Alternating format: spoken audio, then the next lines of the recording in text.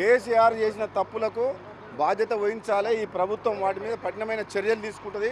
లక్షల కోట్ల రూపాయల ప్రజాధనం వృధా చేసి అనవసరంగా రీడిజైన్ పేరు మీద కట్టిన ప్రాజెక్టుల పేరు మీద కూలిపోతున్నది. కాబట్టి వీటి మీద చర్యలు తీసుకుంటాం. ఈ రిపోర్ట్ రాగానే వీళ్ళందరూ టీఆర్ఎస్ పార్టీ నాయకులు, అప్పటి ముఖ్యమంత్రి, మంత్రి అందరూ రెడీగా ఉండాలి, జైలుకు పోతుంది అని చెప్పి మేము చెప్తున్నాం. అగ్రనేత రాహుల్ గాంధీ జాయింట్ మీకు ఏం తెలుసు అని మాట్లాడుతున్నారు. అదొక చిన్న పర్రే అని కేటీఆర్ మాట్లాడాడు. నిజంగా పర్రేనా? ఇక్కడ ఏం జరగలేదా? మొత్తం కూలిపోతుందని చెప్పి ప్రపంచమంతా చెప్తుంటే కేటీఆర్కి నాలెడ్జ్ లేదు. హరీష్ రావు కొంత తెలుసు, హాఫ్ నాలెడ్జ్ ఉంది. కేసీఆర్కి హాఫ్ నాలెడ్జ్ ఉంది. ఆ హాఫ్ నాలెడ్జ్ వల్లనే ఈ ప్రాజెక్టు కట్టింది. హరీష్ రావు కూడా ఇది చిన్న అంశం, మేడిగడ్డ ఎందుకు ఇట్లా చేస్తారు అంటున్నారు. హరీష్ రావుకి ఏం చెప్తారు? హరీష్ రావు గారు పాపం ఆయన తప్పు లేదు, వాళ్ళ మామ చెప్పినట్టు విన్నాడు. ఇరిగేషన్ మినిస్టర్గా ఉన్న నిర్ణయం తీసుకునే అధికారం హరీష్ రావు చేతులు లేదు. టీఆర్ఎస్ ప్రభుత్వంలో దురదృష్టకరం ఏంటంటే మంత్రులు, ఎంపీలు, ఎమ్మెల్యేలకు ఏ నిర్ణయం కానీ ఏ సలహాలు సూచనలు ఇచ్చే స్వేచ్ఛ లేదు. కాబట్టే ఈరోజు ఈ దుర్మార్గమైన ఇంత పెద్ద ఇన్సిడెంట్ అయింది.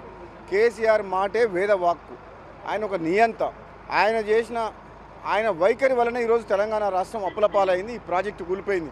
కాబట్టి దీనికి మూల్యం చెల్లించేందుకు రెడీగా ఉండాలని చెప్పి టీఆర్ఎస్ పార్టీ ప్రెసిడెంట్ కావచ్చు, మాజీ ముఖ్యమంత్రి, ఈరోజు ఆపోజిషన్ లీడరు కేసీఆర్ గారు రెడీగా ఉండాలి. దీని మీద ఎంక్వైరీ అవుతుంది, కఠినమైన చర్యలు తీసుకుంటుంది కాంగ్రెస్ పార్టీ. Thank you. ప్రజలు కోరినట్టు జైలుకు పంపే రోజు దగ్గర పడ్డట్టు అంటారా వాళ్ళకి? 100% ఇక తగిన డౌట్ ఏమున్నది. ఇక ఇది కోమటిరెడ్డి రాజగోపాల్ స్పందన. పూర్తిగా 1,00,000 కోట్ల విధ్వంసము పూర్తిగా కేసీఆర్ కుటుంబం దోచుకుంది.